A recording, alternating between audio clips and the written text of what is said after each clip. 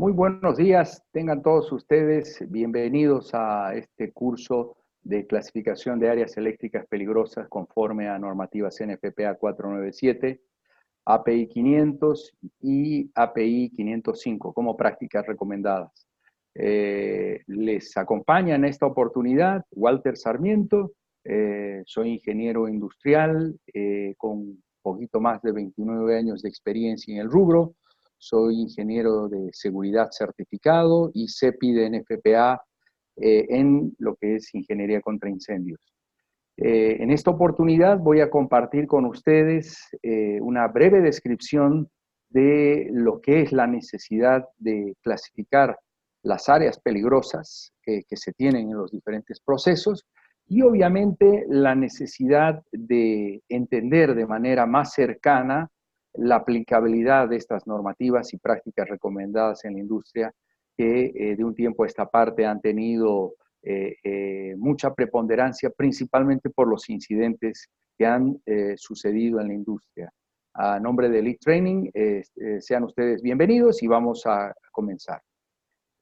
¿Cuál es la importancia de la clasificación eléctrica de áreas peligrosas? Básicamente, si vamos a ir a definir qué se entiende por un área peligrosa, un área peligrosa es todo ambiente o sitio en el cual se encuentran contenidos o existen procesos involucrados donde se encuentran productos inflamables, combustibles, polvos o sólidos, los cuales obviamente por las condiciones del proceso, estos pueden llegar a descomponerse o incrementar sus capacidades físico-químicas y obviamente perder el control, ocasionando consecuencias al proceso, a las personas, al medio ambiente y obviamente a la reputación de la organización, de la compañía.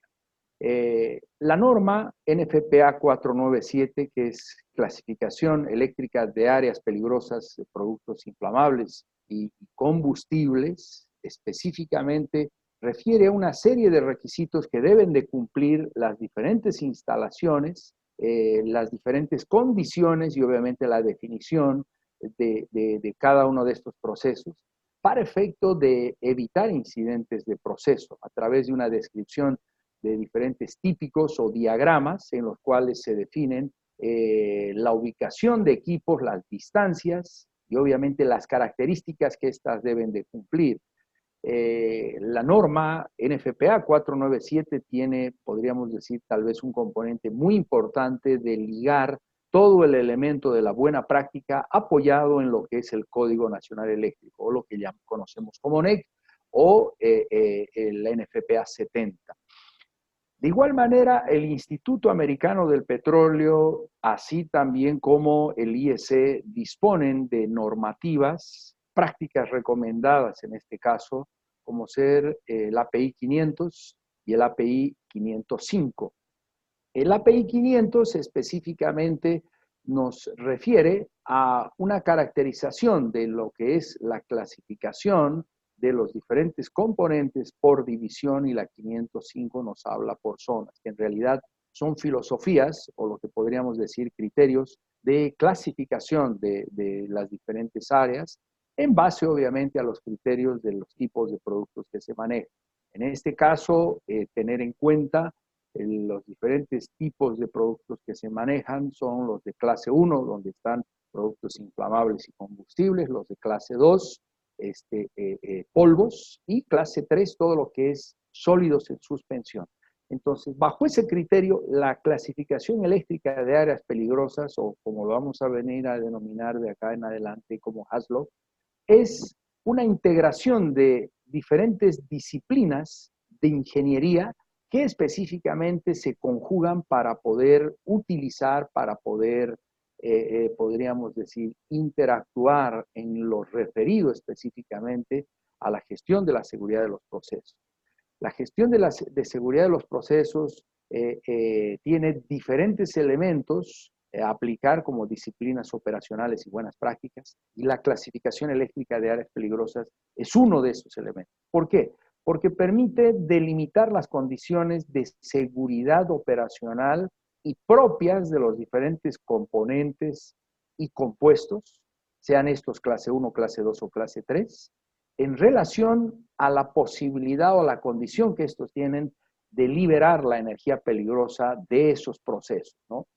Y siempre y cuando tengamos en cuenta acá de que el elemento que va a gatillar esa energía peligrosa va a estar siempre ligado a lo que se conoce como uno de los componentes del triángulo del fuego, que es la forma de energía, sea esta electricidad, temperatura o la estática, generada por el proceso, por los mismos productos o obviamente por elementos externos. La liberación de estos productos más la presencia de fuentes de ignición o lo que podemos decir formas de energía son los que generan directamente que existe una reacción y obviamente tengamos una atmósfera en la cual pueda de alguna manera descomponerse y tener consecuencias como ser un incendio, una explosión, una deflagración, dependiendo del tipo de material que nosotros utilicemos o componentes que obviamente manejemos. Entonces, las diferentes instalaciones, conforme a los requisitos y conforme a las buenas prácticas, tienen ciertas áreas que están definidas en distancia, en espaciamiento y confinamiento, equipos y componentes aprobados y con requisitos, obviamente, algunos de estos listados y verificados para poder operar, porque de otra manera, lo que nosotros vamos a tener si no cumplimos esos requisitos, esas distancias y esas áreas aprobadas en base a la caracterización de equipos, vamos a tener obviamente eventos no deseados. Y acá hay que tener en cuenta que en los diferentes procesos que se tiene en la industria, la interactuación con lo que es los componentes peligrosos es continua. ¿Por qué? Porque los procesos obviamente están compuestos por elementos peligrosos. Y como están compuestos por elementos peligrosos, estos obviamente tienen el potencial de ocasionar daño en función, como mencioné previamente, a las personas, al medio ambiente, a los bienes y a la reputación, ¿cierto? Generando un impacto y el cual obviamente a posteriori es considerado como incidentes de proceso porque genera gran cantidad de daño o pérdidas y obviamente tiene el potencial de poder proyectarse a afectar otros componentes u otros elementos que tenemos en la industria. Entonces, estos elementos peligrosos, como ustedes pueden ver acá en el gráfico, los tenemos en el mismo proceso, los tenemos por derivación del proceso, o están intrínsecos en lo que refiere a la actividad. ¿Y eso qué refiere? De que obviamente los equipos que van a interactuar acá necesitan tener ciertas características y modos de protección que tengan que funcionar en demanda a la hora de que existan este tipo de condicionantes. Y acá hay un componente importante también. Muchas veces se piensa de que una instalación industrial debe de tener todas las áreas, todos los espacios, todas las locaciones clasificadas. Y esa en realidad es un gran error porque esto lo que genera es, podríamos decir, una distorsión o un sesgo en lo que es la buena ingeniería, la buena práctica de ingeniería, porque esa está ahí, la buena práctica. Quienes nos encargamos de sesgar o modificar somos básicamente los profesionales o los ingenieros que no aplican esos criterios de ingeniería y obviamente se tiende a clasificar toda la instalación. En realidad no se necesita clasificar toda la instalación, solamente para que ustedes vean una condición típica, una instalación, menos del 5% en una instalación industrial, si hablamos de productos o de equipos que aplican específicamente a lo que es clase 1, división 1, si vamos por división, la división 1 va a ser menos del 8%. Y por ende la división 2 va a llegar a no más de un 40%. Entonces, ¿qué quiere decir? De que un poco más del 40% de la instalación va a ser una zona sin clasificar. O sea, zonas en las cuales los equipos y los componentes no van a necesitar requerimientos adicionales especiales, más que los que tiene obviamente el diseño de ingeniería y obviamente están hechos para operar. Muchas veces también se tiene el criterio de que se tiene que clasificar todo porque en el peor evento los vapores, los gases, los polvos o los componentes van a llegar hasta este tipo de lugares. En realidad, cuando se hace clasificación de áreas, los eventos catastróficos, por ejemplo, no entran en juego porque obviamente tienen una clasificación específica en base al tipo de componente que se quiere proteger y obviamente en base al tipo de escenario. Entonces, en ese sentido, es de que la aplicación de las buenas prácticas, tanto de las normas como de las prácticas recomendadas, nos llevan a generar un estudio de este tipo. ¿Por qué tenemos que preocuparnos y por qué tenemos que prepararnos los ingenieros, los responsables, los gerentes de seguridad de proceso, los verificadores del seguro, inspectores, podríamos decir, de riesgos, ¿ya? O autoridades competentes? ¿Por qué tienen que prepararse o entender cómo funciona el mecanismo de clasificación de áreas peligrosas, ¿no es cierto?, donde se manipulan estos componentes, sean inflamables, sean sólidos o sean, en este caso, polvos, ¿no es cierto? Porque en el último tiempo, y básicamente en base a la diapositiva que ustedes están viendo, la información que se provee a través de lo que es la Unidad de Seguridad Química e Investigación de Incidentes de Proceso y Peligros de los Estados Unidos, como es el CSB, aproximadamente un 38% de la severidad de consecuencias, en este caso de la siniestralidad de daños en planta, en operación, en proceso, entre las gestiones 2008 y 2018 se debieron específicamente, como falla latente, a requisitos de mala aplicación de clasificación de áreas peligrosas y obviamente la vulneración en la aplicabilidad de normativas de seguridad eléctrica para esas áreas clasificadas peligrosas, dependiendo el país o la región, si es que hay normativas propias, como ser el caso de Colombia, como ser el caso de Perú, caso de Ecuador y México, ¿no es cierto?, que tienen normativas propias, adaptadas o adoptadas posiblemente del Código Nacional Eléctrico, pero que por desconocimiento, por falta de criterio, falta de preparación del personal o simplemente un exceso o sobreprotección generan de que se tengan este tipo de condiciones. Y fíjense, estamos hablando de incidentes que ocurren en los Estados Unidos y por nuestro lado, ¿cómo estaremos? Posiblemente en algunos lugares tenemos una buena aplicación, o sea, hay instalaciones en las que he visitado y he estado trabajando y asesorando en todos estos años que cumplen estos requisitos, pero existen otras que específicamente prácticamente no existen, ¿ya? Y el criterio que tienen los profesionales o quienes manejan o gestionan esto posiblemente es no enterarse, porque hay el criterio de que mientras no sepa lo que me puede pasar, es mucho mejor, ¿no?, para no asustarme. Alguna vez escuché eso. Pero esto en realidad es crítico porque los incidentes de seguridad de proceso nos llevan a niveles de un riesgo muy alto, cuyos riesgos, bueno, se consideran como riesgos de proceso porque si bien no tienen una probabilidad continua de ocurrencia, pero la severidad de consecuencias de incidentes por clasificación inadecuada de áreas peligrosas, su severidad es muy elevada, ¿cierto? Y obviamente esa condición de elevada está en función de daños a las personas, o sea, varias fatalidades, está en función de afectación al medio ambiente, si hablamos de contaminación al agua, al aire, al suelo, de varios miles de barriles o metros cúbicos de gas o producto que contamina o tóxico de varias partes por billón que pueden afectar al medio ambiente, afectaciones a bienes y activos, porque los incidentes de proceso normalmente no afectan a la parte operativa o lo que llamamos al OPEX de la cartera de una empresa.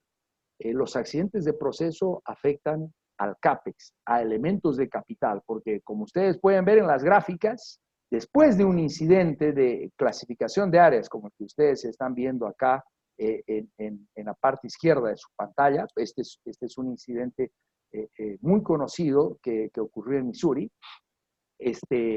por una inadecuada clasificación de áreas, ¿no es cierto? Esto por polvos. Esta otra por productos inflamables y combustibles. Esta, la tercera que están viendo, por polvos. Y la cuarta, esta es en una refinería también que transportaba y procesaba en realidad hacia una terminal gases licuados del petróleo. Entonces, como ustedes pueden ver, las consecuencias del no entendimiento, de la no aplicación, de no entender los criterios de confinamiento, de ventilación, la protección, el aterramiento que deben de tener, las distancias, la compartimentación y obviamente, por sobre todas las cosas, los requisitos que los equipos deben de cumplir, los equipos eléctricos, afectan directamente a lo que es el elemento central del negocio, ¿cierto? Y obviamente eso hace de que se tengan esas consecuencias y las cuales obviamente no pueden operativizarse y no tienen que capitalizarse. Yo les voy a mostrar a continuación rápidamente un pequeño video para que ustedes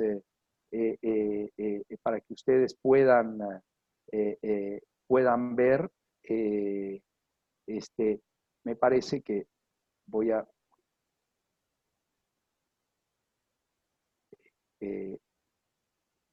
achicar y a la vez agrandar la pantalla, ¿ya?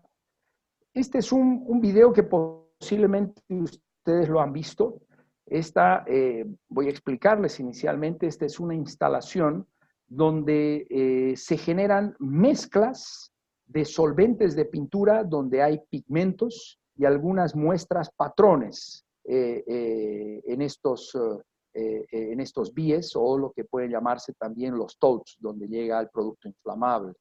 Entonces, este ambiente, por las condiciones de confinamiento, una inadecuada ventilación, podría ser clasificado dentro del requisito como uno de clase 1, división 1, o si vamos a ir con un enfoque de la 505, vamos a hablar como un lugar clase 1, donde en algunos lugares vamos a tener zona 0 y algunos vamos a tener zona 1, ¿no? Y obviamente a continuación las áreas adyacentes podrán ser división 2 o zona 2. Entonces, acá hay mucho producto inflamable, ¿no es cierto? Y si ustedes pueden observar acá, este es un lugar altamente peligroso, donde el nivel de riesgo es elevado y bueno, lo vamos a ver y vamos a posiblemente conversar un poquito. Ustedes lo que están viendo es un trasvasije acá en un área clasificada de producto inflamable, ¿ya? Que va directamente hacia otro receptor, otro IBC, ¿no es cierto? Donde está entrando el producto inflamable y esto está con atmósfera abierta. Como está con atmósfera abierta, entonces los vapores están alrededor. Entonces, veamos qué es lo que sucede. Ahí hubo obviamente un ambiente saturado con lo que es vapores inflamables, una carga estática inadecuada, posiblemente por el aterramiento, por el tipo de equipo eléctrico y obviamente la mala protección, falta de entrenamiento del personal, falta de elementos de protección del personal, no existencia de los elementos de respuesta, ¿ya? Y lo que tenemos acá a continuación es posiblemente el escalamiento del incidente con el incendio completo y la pérdida completa de la producción y, por qué no decir, de la instalación, ¿no es cierto? Entonces, acá ya al tener un producto altamente inflamable, con los equipos menores que se pueden ver, extintores, ya es muy difícil, muy complicado poder combatir y esto hace de que, obviamente, la incidencia de la situación del siniestro ya se convierta esto en un incidente, como les decía, de proceso crítico y que obviamente puede llevar a daños mayores a las personas. Entonces, esto es solamente para muestra. Hay muchos ejemplos de la industria de incidentes de proceso con afectación severa, con afectación intermedia, incidentes obviamente por mala clasificación de áreas, falta de conocimiento de los tipos de productos, aterramientos, etcétera, etcétera, y problemas de seguridad eléctrica, básicamente. ¿Qué beneficio van a recibir ustedes al participar en este entrenamiento integral? Bueno, el primer elemento tal vez es de que ustedes sean considerados dentro de su organización como el punto focal en lo que refiere a toda la aplicación de requisitos de clasificación de áreas. Prácticamente poder aplicar el primer elemento que menciona la disciplina operacional, que es el entender la disciplina de clasificación de áreas peligrosas, en áreas donde se manipulan productos inflamables, polvos o inclusive fibras en suspensión. Entonces van a poder entender desde todo punto de vista, interpretar las normas y obviamente aplicar a lo que es el día a día y la práctica de su organización. Segundo elemento, van a poder ustedes generar diseños, delimitar las áreas y obviamente poder clasificar los procesos en base a las condicionantes o elementos que se estén analizando. Y esto va a tener un impacto, podríamos decir, inmediato sobre una otra tarea, que es las revisiones de ingeniería.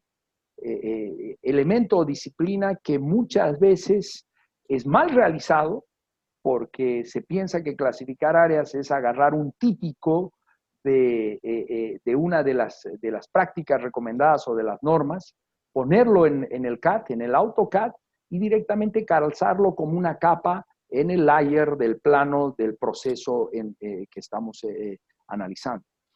Y aquí hay componentes importantes, porque para clasificar áreas se necesita cumplir 9 requisitos. Y uno de esos 9 requisitos es básicamente la ventilación, la altura donde se encuentra la instalación por el tema de disponibilidad de oxígeno, la cual hace de que las distancias y las condiciones de confinamiento entre un sitio y otro varíen. Y esto, les digo, por ejemplo, clasificar áreas en Bogotá no es lo mismo que clasificar áreas en Barranca Bermeja o que en Lima, posiblemente. ¿Por qué? Porque hay otras condiciones de humedad relativa, presiones, temperatura del ambiente y obviamente las velocidades de viento. Entonces, clasificar áreas no es agarrar un típico y meter directamente en el gráfico. Refiere, como habíamos visto inicialmente a un principio, toda una serie de análisis de disciplinas de ingeniería que permiten obviamente llegar a una designación y a un análisis puntual. Otro beneficio que van a tener, van a poder validar los manejos de cambios que refieran a sus procesos, en lo que obviamente aplique a procesos de clasificación de áreas. Elemento muy importante porque el manejo de cambios es también otro de los componentes de principales fallas en la industria, referido a la mala aplicación de requisitos de seguridad y análisis de riesgos que se utilizan obviamente para este tipo de condiciones. Van a poder ustedes fiscalizar la implementación o hacer un seguimiento a todo lo referido a equipos eléctricos para áreas clasificadas, ¿no es cierto? Y que deben de cubrir ciertos requisitos. Hay que aclarar acá un elemento muy importante. Este programa de entrenamiento tiene, podríamos decir, un hermanamiento o un contacto directo en función de la NFPA 70 o el Código Nacional Eléctrico. Entonces, suma mucho si es que el personal ya conoce esta normativa, si ya ha pasado el entrenamiento. De otra manera, es un elemento que se recomienda en el entrenamiento a continuación, tomarlo porque se necesita tener conocimiento sobre lo que es los equipamientos eléctricos que aplican para este tipo de instalaciones y áreas. De igual manera, van a tener la posibilidad de poder incidir en el elemento específico en función de la gestión de la seguridad de los procesos en su organización, donde delimiten el elemento puntual que se necesita para efecto de asegurar el cumplimiento. Y por último, el entendimiento práctico de las normativas y las prácticas recomendadas en cuestión, que les va a permitir a ustedes llevar su conocimiento a otro nivel y obviamente poder entender mejor este proceso de clasificación eléctrica de áreas y, por qué no decir, una parte de la disciplina de ingeniería. Espero que con esta breve explicación les haya servido a ustedes como un pantallazo sobre la necesidad de poder participar en este programa de entrenamiento. Quedan todos ustedes invitados, son bienvenidos. Voy a tener el gusto de conocerlos, interactuar y poder obviamente apoyar en todo este proceso de entrenamiento y formación en lo que es la clasificación eléctrica de áreas peligrosas. Gracias y muy buenos días.